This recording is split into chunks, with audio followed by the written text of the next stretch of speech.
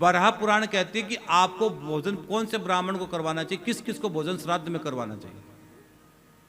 बहुत अच्छा प्रश्न है ये। श्राद्ध के दिन किसको भोजन करवाना चाहिए बताओ। आप किस किस को कराते हो? ब्राह्मण करवाते हो, और किस किस को कर? बराह पुराण उत्तर दे रही है हमको। बोले पितृश्वर भगवान की जय हो। जो बात मैं भी बताने वाला हूं, आपका बहुत बड़ा प्रश्न का समाधान हो जाएगा। टाइम जरूर लगेगा, लेकिन आपको मैं ऐसी चीज अब आज बताने वाला हूं इस कथा के अंदर है, आपको हर व्यक्ति को सुनना चाहिए, हर व्यक्ति को सुनना चाहिए। जो अभी मैं 3 चैप्टर पढ़ने वाला हूं, वायु पुराण का, गरुड़ पुराण का, स्कंद पुराण का अलग अलग, और मनुस्मृति का, कि क्या क्या किसमें लिखा गया है पितरों की। अगर ये चीज समझ में आ गई तो शायद आपको बहुत कुछ समझ में आ जाएगा। मेरे को टाइम जरूर लगेगा समझाने में आपको, लेकिन मैं पूरा कंप्लीट समझाऊंगा आज।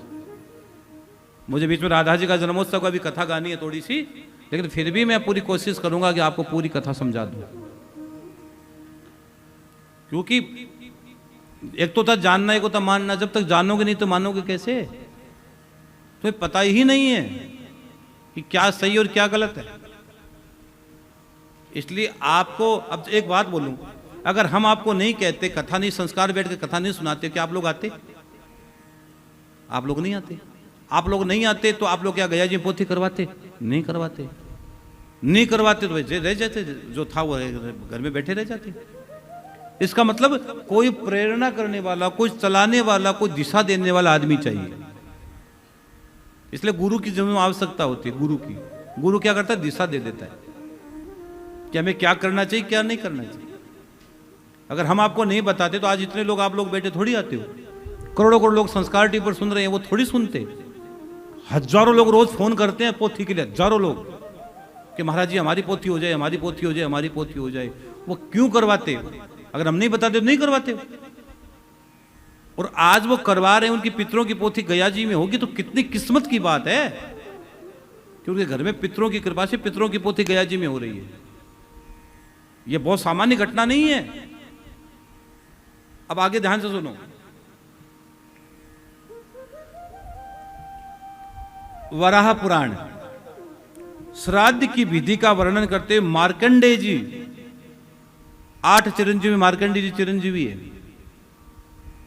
श्राद्ध पक्ष की, वराह पुराण में श्राद्ध पक्ष की विधि का वर्णन करते हुए मार्कंडेय जी गौरमुख ब्राह्मण से कहते, एक ब्राह्मण का नाम है गौरमुख। गौरमुख ब्राह्मण से कहते, हे विप्रवर, 6 वेदांगों को जानने वाला,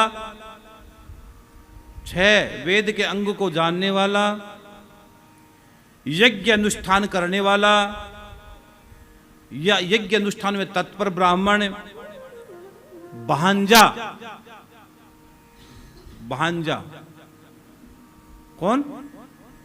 भांजे, दोहित्र, दोहिता, स्वसुर, जमाता, मामा, तपस्वी ब्राह्मण, पंच अग्नि तपने वाले, शिष्य, संबंधी तथा अपने माता पिता के प्रेमी ब्राह्मणों को श्रद्धा पूर्वक नियुक्त करना चाहिए। जिस दिन आपको श्राद्ध का भोजन करवाना हो, आपके घर में श्राद्ध हो, तो किस किस का चयन करना चाहिए, कैसे चयन करना चाहिए, ये यहां वराह पुराण में कहा गया है। मार्कंडेय जी ब्राह्मण देवता से कह रहे कि जब श्राद्ध का, और देखो यूं नहीं है, अगर आपने एक ब्राह्मण को भोजन करवाया और वो 3 जगह और भोजन करके आ गया, आपने एक ब्राह्मण को भोजन करवाया, वो 3 जगह और करके आ गया, तो वही नहीं। जब आपको भोजन से पहले निमंत्रण देने का भी विधान है। जब तुम्हारे घर में श्राद्ध होता है ना, तो श्राद्ध से पहले 2 दिन पहले, 3 दिन पहले, 5 दिन पहले जाकर, और पहले दिन भी जाकर उस ब्राह्मण को हाथ जोड़कर प्रणाम करके आना है कि महात्मा जी, आप हे ब्राह्मण देवता, आप हमारे घर में प्रसाद पाकर हमें धन्य करें, हमें कृत्य करें, और आप आए निमंत्रण। अब आजकल क्या होता पता है, हेलो पंडित जी की जाओ,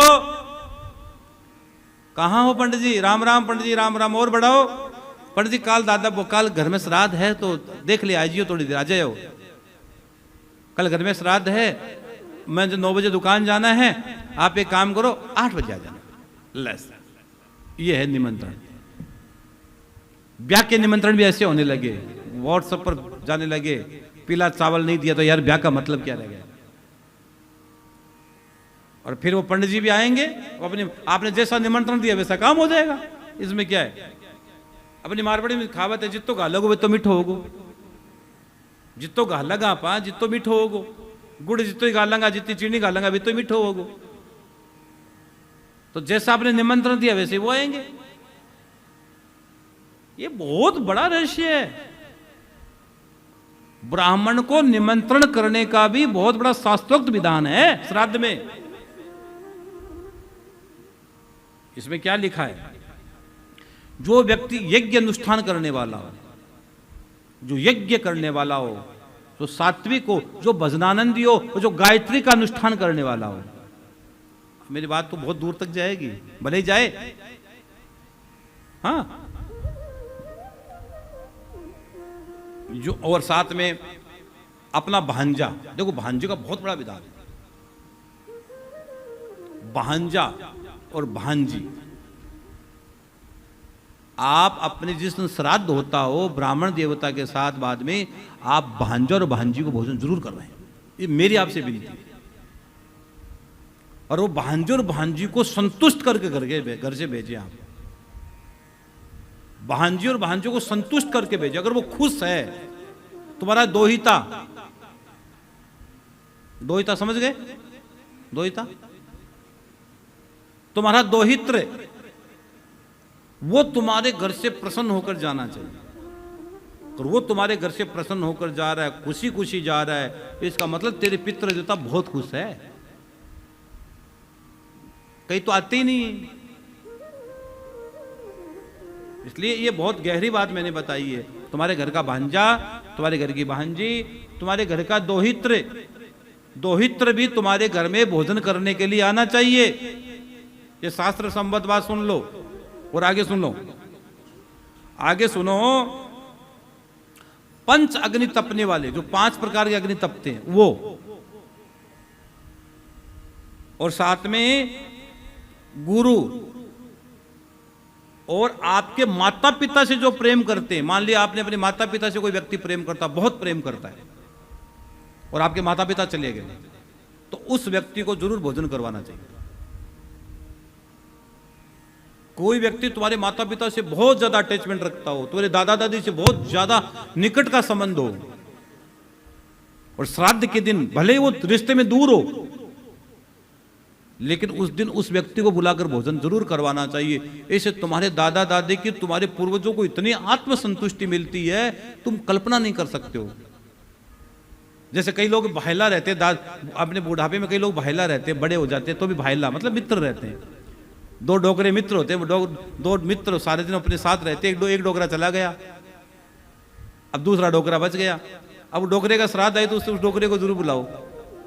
वो डोकरा बड़ा खुश हो गया जो गया, वो रे यार मेरा भाईला आया, भोजन कर रहा है, वो बहुत खुश होता है। बुढ़ापे में मित्रता होती है डोकरे की। कई बार कई डोकरे सारे दिन तो आपस में ताश खेलते हैं, भले वो ताश खेल रहा है, लेकिन श्राद्ध के दिन अगर वो डोकरे में उसका मन था तो बुला के भोजन करवा दो, क्या फर्क पड़ना है। भोजन करवाने का बहुत बड़ा भाव जागृत हो। इसलिए माता पिता के प्रेमी ब्राह्मणों को श्रद्धा पूर्वक नियुक्त करना चाहिए। अब आगे सुनो। अब जो ब्राह्मण आए, अब इसके विषय में बहुत गहरी बात लिखी। मनुस्मृति में कहा गया है, जो क्रोध रहित, जिसको गुस्सा नहीं आ रहा, जो क्रोध रहित और प्रसन्न मुख, स्माइल वाला, हैप्पी वाला, वो स्माइल वाला, और लोगों पर उपकार करने में निरत, ऐसे श्रेष्ठ ब्राह्मणों को मुनियों ने श्राद्ध के लिए देवतुल्य कहा है। अगर देवता के समान बताया गया है, अगर ऐसा ब्राह्मण तुम्हें श्राद्ध पक्ष में भोजन के लिए मिल जाए तो इससे बड़ा पुण्य तुम्हारा हो नहीं सकता है, हो नहीं सकता है।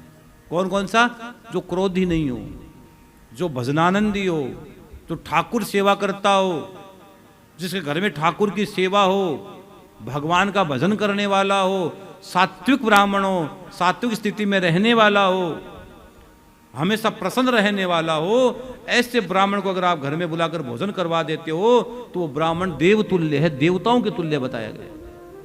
ये मैं नहीं कह रहा हूं, मनुस्मृति कह रही है। मनुस्मृति संविधान है। मनुस्मृति पढ़ो तो सब कुछ समझ में आ जाएगा। मनुस्मृति पढ़ोगे तो सब कुछ समझ में आ जाएगा। मनुस्मृति संविधान है। लेकिन लोगों ने मनुस्मृति का गलत उत्तर ले लिया है। मनुस्मृति से बढ़कर क्या है? हर चीज मनुस्मृति में लिखी पड़ी है, लेकिन पढ़ते नहीं हो, इसलिए मत पढ़ो। पढ़ना तो एक दिन पड़ेगा। अब ये चीज हम बताते तभी, अगर हम लोग नहीं पढ़ते, आप लोगों को लेने निकाल के लाते तो क्या पढ़ते? सुनते आप लोग? अब आपके श्राद्ध आ रहे हैं, इसलिए आपको पता होगा मैं कौन से ब्राह्मण को भोजन करवाना है, किसको भोजन करवाना, आपको पता तो लगेगा। इसमें मेरा क्या स्वार्थ है भाई? अगर आपने भांजे को बुलाओगे, अपनी भांजू को बुलाओगे, अपने दोस्त को बुलाओगे, अपने परिवार के लोगों को बुलाओगे, तो इसमें मेरा क्या स्वार्थ है? मेरा स्वार्थ यह है कि आपके पितरों की मुक्ति होगी, उनको खुशी होगी, उनको प्रसन्नता होगी। ये मेरा स्वार्थ है। और मेरा स्वार्थ ये है कि आपके चेहरे पर खुशी आएगी, और जब आप खुश रहोगे तो ये आपका बेटा अपने आप खुश हो जाएगा। मैं तो आपके चेहरे पर खुशी देखने के लिए बैठा हूं, मेरा कोई उद्देश्य नहीं जीवन, सब भगवान की कृपा है। कोई कमी नहीं है श्याम बाबा के दरबार में। मैं तो केवल आप लोगों के चेहरे पर खुशियों के लिए बैठता हूं, रोज कथा गाने के लिए। बाबा ने बहुत कृपा कर रखी है, कोई कमी नहीं है। सेठ की इतनी कृपा की पूछो मत। बस आपके चेहरे पर खुशियां देखना चाहता हूं, आप लोगों की पितरों की मुक्ति देखना चाहता हूं। और आप जब मुक्ति करवा दोगे तब आपके चेहरे की खुशियां देखना। एक बात बोलूं, बोल दूं? कोई व्यक्ति आपसे पैसा मांगे उधार, और आपने किसी से पैसा उधार ले रखा है, तो आप जब तक उसको नहीं चुका दोगे तब तक आपको शांति मिलेगी। और जिस दिन आपने उधार लिया हुआ पैसा चुका दिया तो कितने मन में खुशी होती। देखो आज मेरे पर कोई ऋण नहीं है, 1 रुपया का मेरे पर उधार नहीं है, तो मन में कितनी खुशी होगी। नहीं तो यार उसको पैसा देना है, उसको देना, टेंशन में रहोगे। उधार चुका दोगे तो मन में इतनी खुशी होगी कि वाह आज भगवान की बड़ी कृपा है, मेरे पर ऋण नहीं है, मेरे पर उधार ही नहीं है। उधार चुकाकर इतना खुश होते हो तो क्या पितरों का तुम पर ऋण नहीं है? तुम्हारे पूर्वजों का ऋण नहीं है? पितृ ऋण है, देव ऋण है, आचार्य ऋण है, धरती मां का ऋण है। इस ऋण को तो उतारना पड़ेगा। कौन उतारेगा? जब तुम पितरों के लिए काम करते हो, तर्पण करते हो, श्राद्ध करते हो, उनको भोजन करवाते हो, उनके लिए पिंडदान करते हो, तो वो ऋण से तुम उऋण होते हो। अब कहते हो ना कहीं महाराज हम तो गया करवा के आ गए, मतलब कॉन्फिडेंस। तो कॉन्फिडेंस देखो कितना बड़ा। महाराज हमने गया करवा दिया, उस व्यक्ति का चेहरा कुछ अलग बोल देता है। महाराज हमने गया श्राद्ध कर दिया, हमने तर्पण करवा दिया, हमने पिंडदान कर दिया, हम कॉन्फिडेंस हो गया कि उसको लगता कि मैं तो ऋण से उऋण हो रहा हूं। जो लोग नहीं करवाए वो नहीं बोलेंगे। जिसका पैसा जो मांग रहा हो तो वो आगे आए तो वो कैसे बोल देगा तू मेरे से पैसा नहीं मांगता है? जिसने साथ बराबर कर दिया वो बोलेगा मैंने दे दिया पैसा। यही बात होती है। तो पितरों का भी ऋण है तुम पे, और ऋण तुमको उतारना ही पड़ेगा। और जब तक ऋण नहीं उतारोगे तुम लोग, तब तक भैया आपके मन में शांति नहीं आ सकती। अरे वेद व्यास जी ने जब तक कृष्ण के बारे में नहीं लिखा तब तक उनको भी शांति नहीं आई। जब भागवत लिखी तब उनका चेहरा मुस्कुराया। तो जीवन में कुछ अधूरा रहता है ना, तब तक जीवन में सुकून और शांति आ नहीं सकती। मैं तो मेरे हिसाब से, और अभी बहुत कुछ समझाना बाकी आज आपको, सब आपके लिए लेके बैठे हम लोग, पूरी तैयारी करके आए आज। जैसे आप लोग तैयारी स्कूल में तैयारी करके नहीं जाते हो परीक्षा में, तो हम भी तैयारी करके आए हैं आप लोगों के लिए। इस बार श्राद्ध पक्ष में कुछ नया करके दिखाएंगे आपको। आपके घर में कुछ नया होगा, आपके घर में मंगल होगा इस बार, क्योंकि पूरी कथा सुनोगे तो आप भी कुछ ना कुछ पक्का करोगे। हमारी बात मानकर भी करोगे। हाँ, हमारी बात मानकर भी करोगे।